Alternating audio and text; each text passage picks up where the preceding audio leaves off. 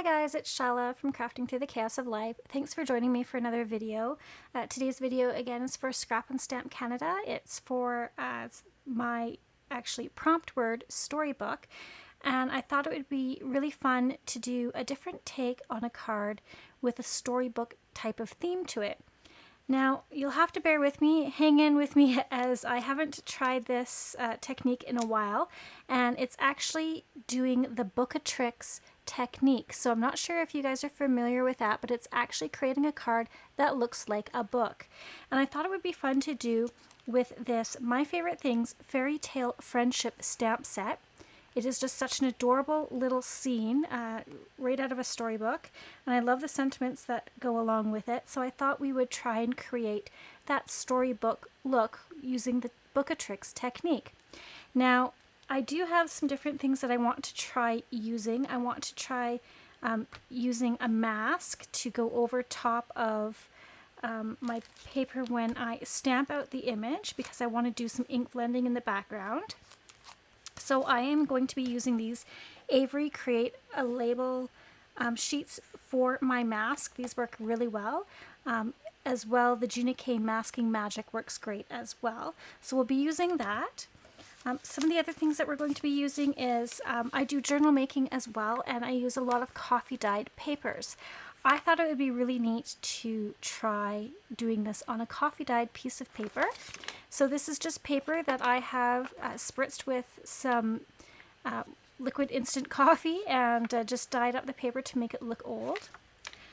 Some of the other cardstock that I'm using is just some craft cardstock. This is going to be the book cover. This is going to be our book page. And then, of course, every beautiful book has, like an old book, has a beautiful inner lining to it. And I thought this piece of paper, this is just from a Recollections paper pad that I have. I thought this was very reminiscent of an old inside of a book liner. Let me just see if I have an old book on hand. I've got a couple old books that I've been picking up from estate sales. Like, look at these vintage papers. They're just gorgeous. This one doesn't have an inside to it. Let me just see if I can find another one. Oh, these are all blank. But usually some of the books have these beautiful inside lining papers to them, and I thought that this would be really fun to try. So, all right, guys, bear with me as I try and go through this. Oh, here's an example. This is an old Grimm's fairy tale book, and inside they have some images on the insides of the paper, so that's kind of what I want this to mimic. So bear with me as I give this a go, and let's get started. Okay, so I have gone ahead and done some preparing to speed up the process, and what I have done is, this is the Book of Tricks pieces. Now, I have a cut file that I created that has many different layers. I just decided to use these 3 layers. I believe you can get the templates off of the internet as well, and just print the templates out on your printer and then just trace them onto your paper. As well, I believe there are some companies out there that have the actual dies. I think they're called open book template dies or open book dies. Just look online. It's just as easy to print off the templates by hand and trace them, or if you have a silhouette machine like myself or a Cricut, you can definitely create a cut file that way as well. So I've gone ahead and cut the pieces out. Now I did, this piece of coffee dyed paper is brittle. Once I dye it and I bake it in my oven, it becomes a little more brittle. And so I did rip it just a little bit, but that's okay. I think that's going to add a little bit of interest to the card as well, so I'm not going to fuss about that. I have the book lining paper and then the craft cardstock to resemble our book cover.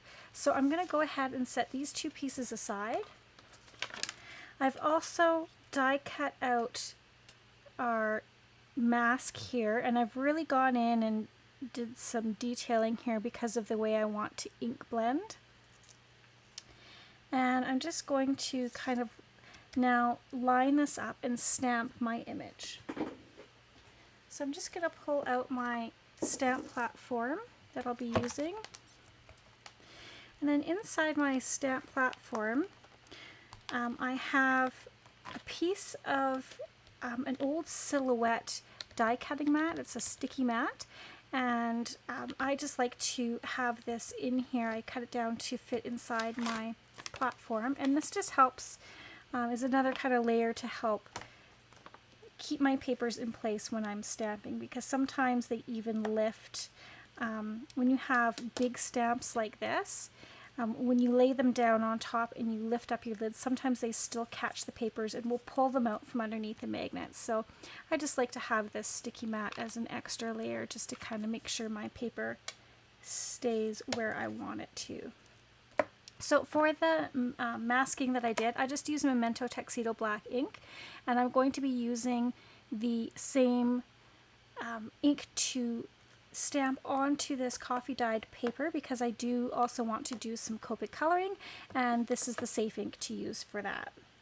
So I'm going to line up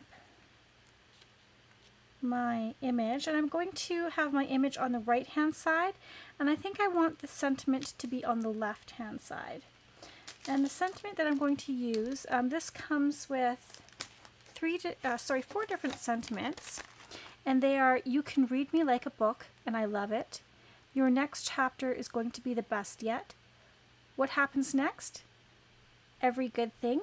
And then our friendship is like a fairy tale, great characters, exciting adventures, and love that lasts forever. And I think it's this last sentiment that I want to use. So what I had in mind, if I can pull this off, is to have the sentiment on this side and then the image on this side, so that it kind of reads like a book. So I'm just going to set this sentiment aside for now, and I'm going to line up our little characters. I'll go ahead and close the lid.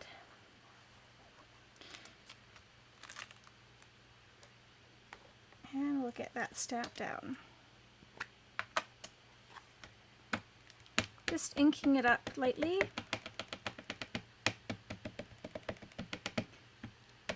Now, because this is a very detailed stamp, when you go to stamp it down, you don't want to apply too much pressure, otherwise it's going to squish out the image and make it look blotchy, and we don't want that. We want a fine, crisp image on this. So I'm going to close the lid and just apply light pressure. You can use your little stamp tools, just don't push too hard. This is actually just a piece from an old game, an air soccer game that my son had, so it's nothing fancy. It just helps me to go over top of the top of my stamp perfect, just to apply some even pressure. And we'll see how we did. So there's a few images there that I need to stamp just a little bit harder, and I might ink that up one more time. Let's see here if I can get it to look okay. I can always go over top of it again with a fine detailed pen. So I really like the look of that. It really looks like it's on old book page, and I'm really enjoying the look of that. So I think that's a good stamped image. Just going to take a look at my tree here. Looks like I am missing a little bit. There we go, that looks better. Yeah, I really like the look of that. So I'm happy with that, so I'm going to take it out. And now we're going to move on to our applying our mask and doing some ink blending. So I have my mask in place. I did that off screen just because it was really, really tedious and kind of time consuming just to get all the little bits and pieces in the right areas. I'm also using my waffle flower small media mat here just to keep it in place while I'm blending. It works really well. And I am basing my colors off of the design that Rachel Alvarado did. I really liked the coloring that she did for this image when she made her card, so I'm going to kind of base mine off of hers. And what I have here is some twisted citron, tumbled glass, spun sugar, and some squeezed lemonade. And I think I'm going to start by ink blending let's do the blue sky first.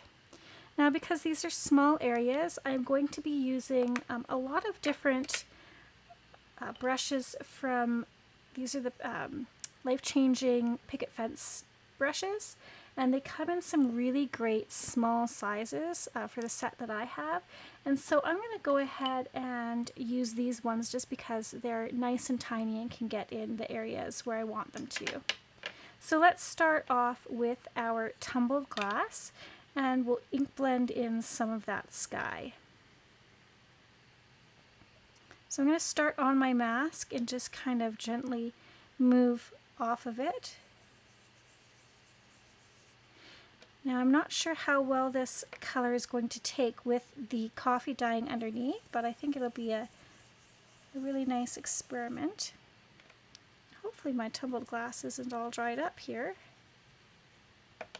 Might have to go with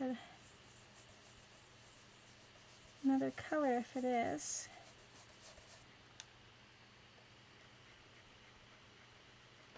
So it looks like we're getting a bit more of a green color from this tumbled glass. Let's see. I'll use a different brush here.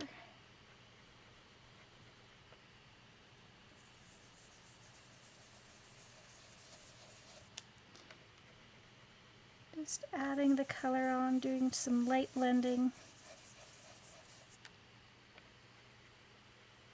I might need to go to a bit of a darker color. I'm actually going to see if I have some refill ink to refill my tumbled glass. I'm going to be right back.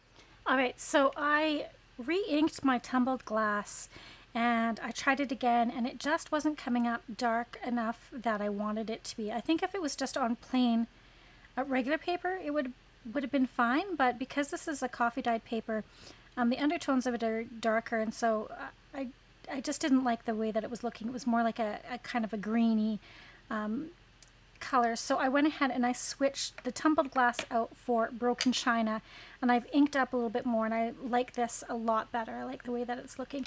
It still looks kind of green on camera, but in real life it is a blue, so it's much better than what it was. So I'm going to go ahead and continue inking up this sky with the broken china.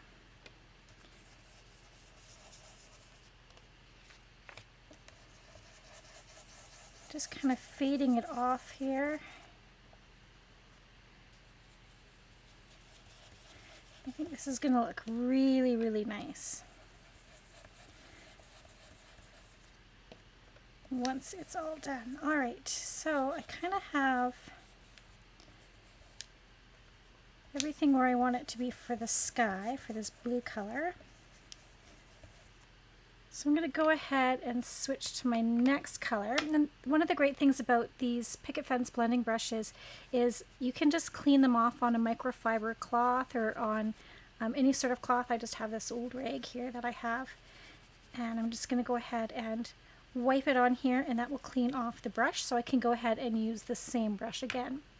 Alright, next is spun sugar, and again we might have the same issue. If I can get it open, we might have the same issue with it being too light on this coffee dyed paper, so I've also brought in some worn lipstick, and you seem to have switched on me. So this is spun sugar and worn lipstick, so we'll see how the spun sugar works first, and if it's too light we'll go ahead and move to the worn lipstick.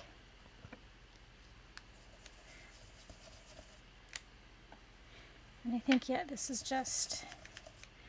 just too light. It's not showing up. So I'm going to go ahead and move on to the worn lipstick.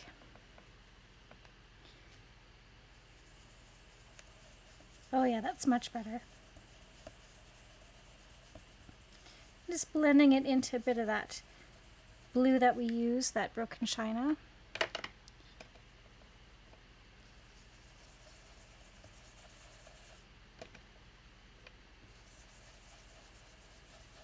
Trying to lay a nice amount. Again, it's a little different because I'm using that coffee dyed paper. So you're going to get a different look than if it was just your typical like cardstock or paper, but this is just regular copy paper, having been tea dyed, so, or coffee dyed, sorry. So it's going to react a little bit differently than it typically would with your cardstock. But I wanted that vintage feel. Okay, so I think that looks pretty good. So the next thing I want to do is go ahead and use our squeezed lemonade. And just for safety's sake, so that I'm not going to get an orange color, I'm going to switch out my brush.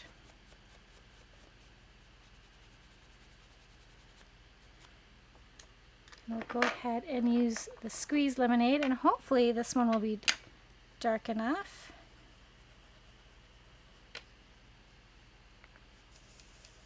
Oh yeah, this is working well.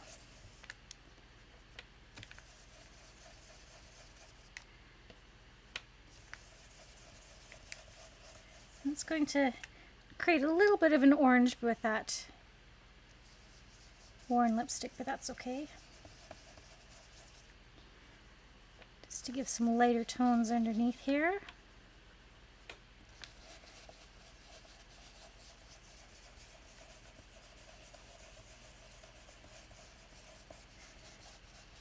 And then we'll move on to our grass color, which I want to use Twisted Citron. So let's go ahead and see how that looks.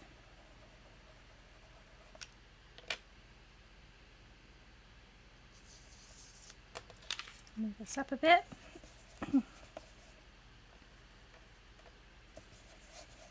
I think that looks pretty good for grass.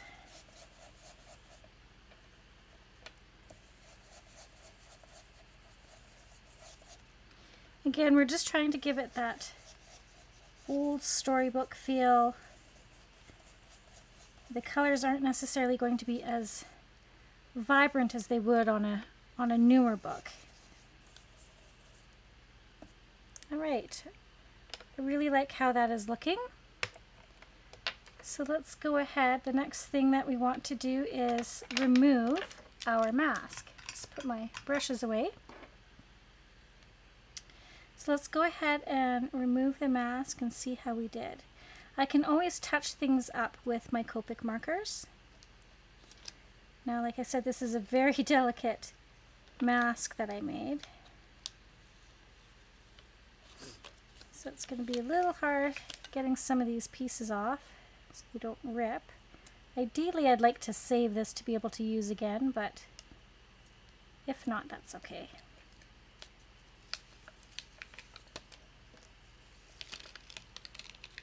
This is always the most favorite part for me, is removing the mask. It's so magical, just seeing what's underneath.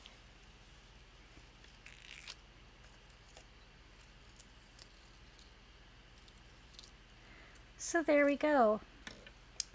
That looks pretty good.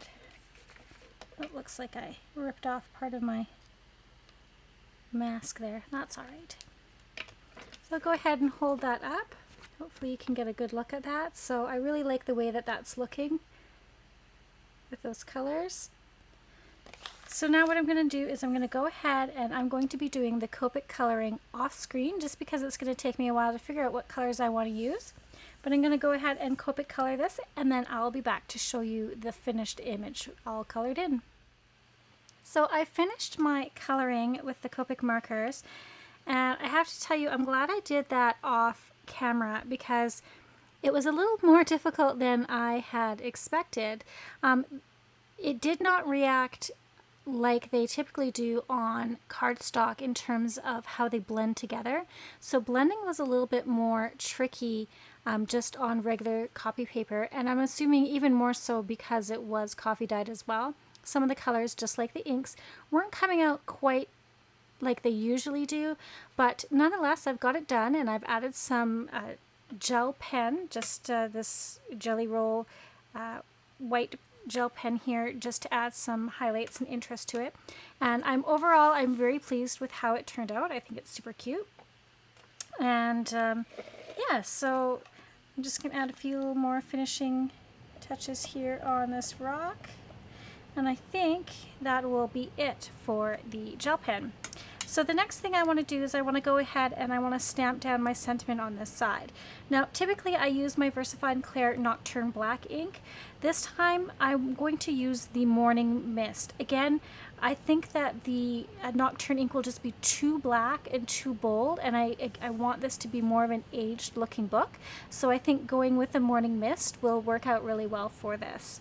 So let's go ahead and use our Stamp Perfect again. And we'll put this piece in. And then I'll go ahead and line up my sentiment.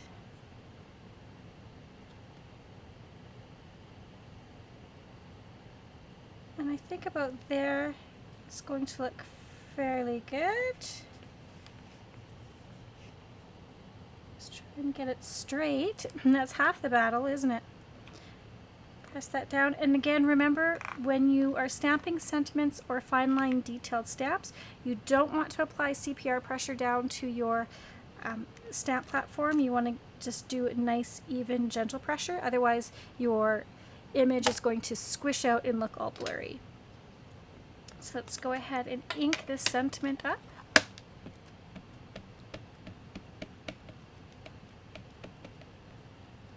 This is the first time I'm using this one, so we might have to do 2 stamps. We'll see how it goes.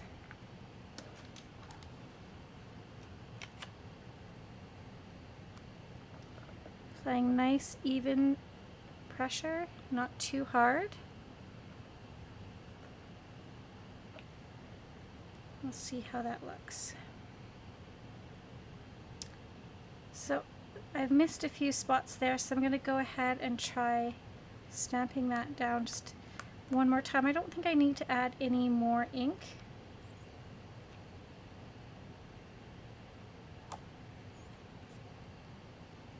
Looks like that letter A is giving me some troubles. See, it looks like it got really juicy there, so let's try and even that out.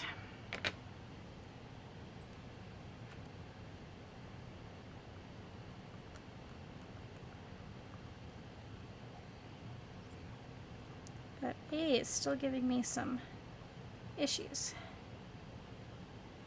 I think that's as good as it's going to get. I really, really like that shade of ink. I think that was a good choice for this. I think that looks super cute. So now all we need to do now is put our different layers together. So I've cleaned up my work area and I'm ready to start on assembling my pages. There's one thing that I want to do just to help them stand out and give them a bit more of that vintage look. And I'm going to be using some vintage photo for this, and I'm just going to ink up the edges of these pages. And you'll see what I mean here. I'm just taking my inking tool and just slightly brushing it on the edges of this paper just to darken them up. Now can you see how that's helping it to pop off the next layer? So it just kind of distinguishes the layers of these pages and just kind of makes it pop, and it gives it a little bit more of that vintagey feeling.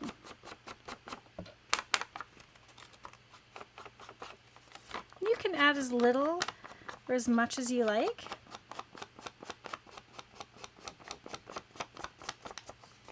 So just working my way around the edges.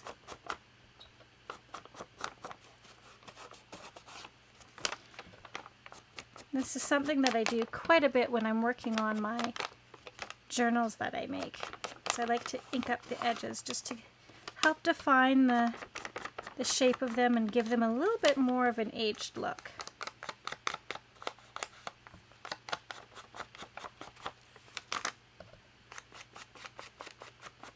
Okay, now that this one has been inked fully, you can see here how it just gives it that bit more of an aged look and really helps to define the different layers and helps it pop up off the layer behind it.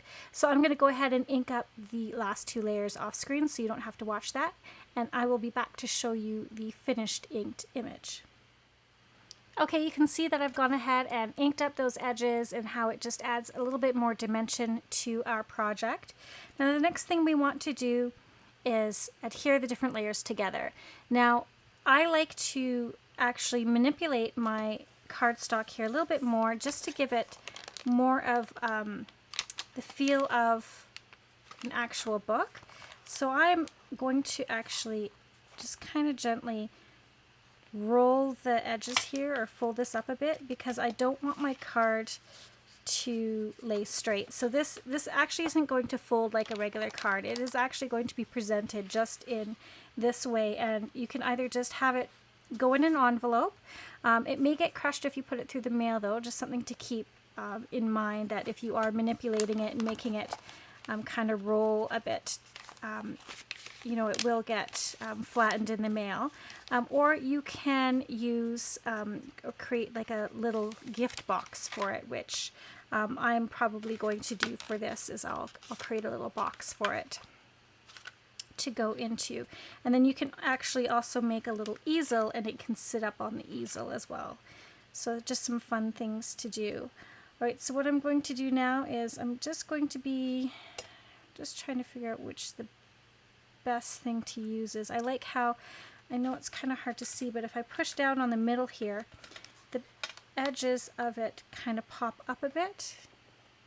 You see there how it adds just some more kind of dimension, and I like that. So I am going to actually use I think I'm going to use my art glitter glue for this. You can use a tape runner. I'm just going to be adding some glue just in the center where the spine is. And then I think, I'm not sure if I'm going to actually secure down the edges because I do want them to pop up a bit to give more dimension to this project. So I'm just going to find my center here. And again, I'm going to actually use the side of my desk and just kind of move it along the edge. I know that's hard to see, I'm off screen, but it just helps to roll it. Can you see there how it's kind of warped it?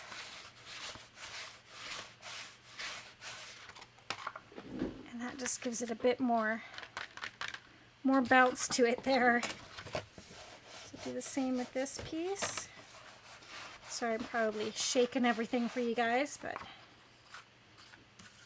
and then the same thing with being very careful with this coffee dyed paper because it is very fragile after baking it. It's pretty kind of brittle like old paper. Alright, so let's go ahead and add some glue along the spine here.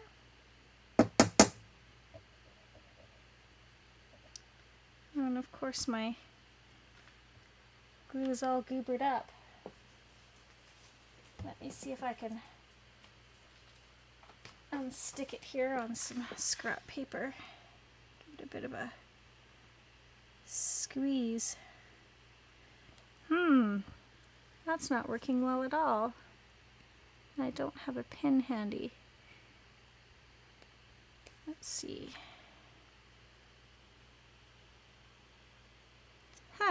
That hasn't happened to me in a long time. Oh, is it coming now?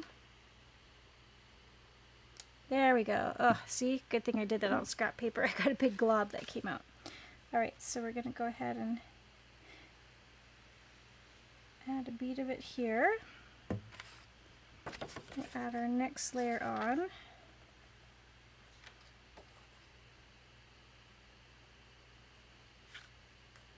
Just like that. Just wipe off the excess.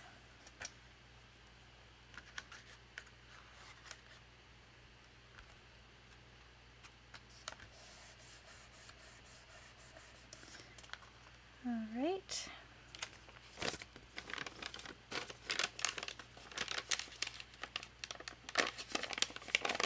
Again, just kind of being careful with this brittle paper.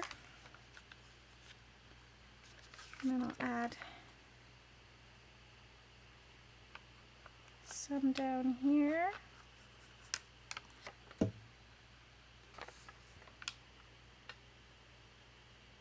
Center that up on my image.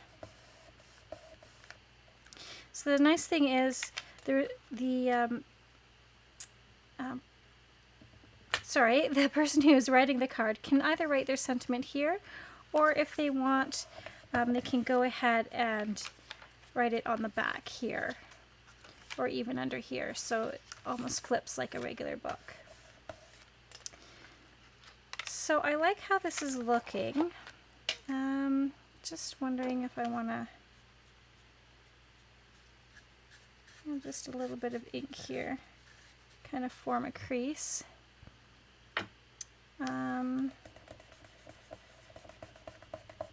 What else can we do? I'm just going to pull out some things. I'll be right back.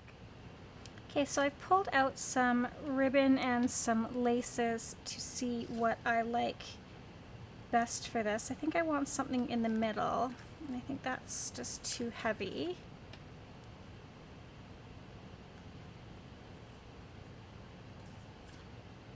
That's kind of cute.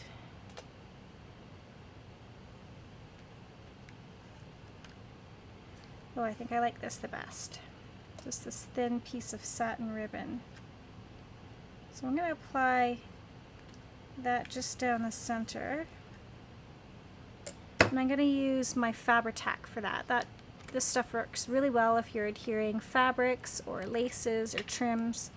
It just has some extra sticking power to it. So let's go ahead and add a small bead of this just along here.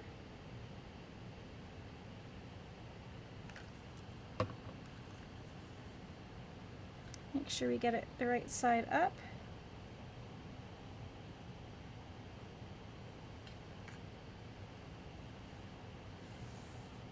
There we go. And we'll go ahead and trim off the excess.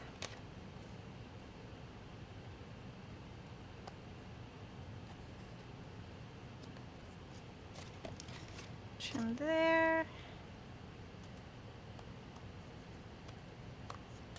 And down here.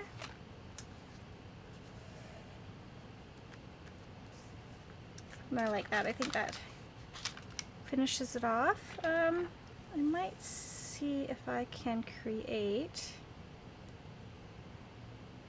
a little bow.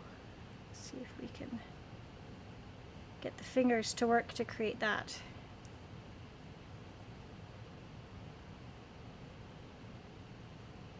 Come on, fingers.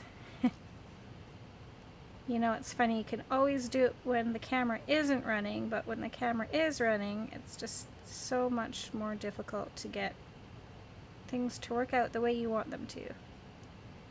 Alright. I think it's kind of cooperating right now. Maybe we want a little bow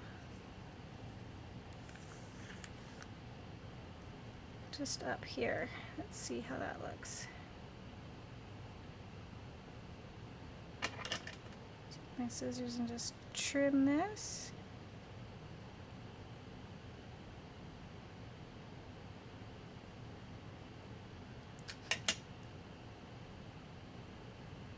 Come on, bow, work with me. Just want to get it in the right shape.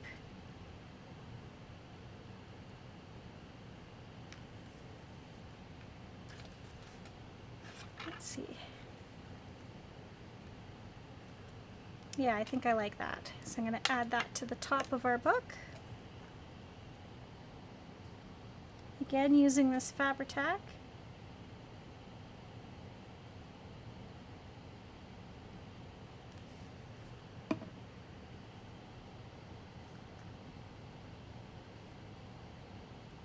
Just hold that down for a bit.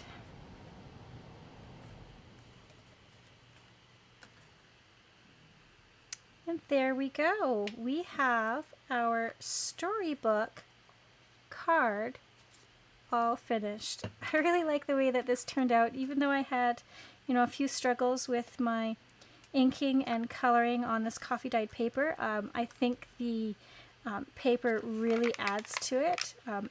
Just listen. I love that crunchy sound of the paper as well. I think that kind of gives it that old feel as well. And I think this is a really fun and unique card to give to someone special. So I hope you enjoyed today's video. I will link everything down below over at the Scrap and Stamp blog. I'd love to see what you create with the Storybook prompt. Make sure you head over to the Scrap and Stamp Facebook challenge page to post a copy of your card, a photo of your card of how you've created for this Storybook prompt. Thanks so much for joining me, and until next time, P.S. I love you.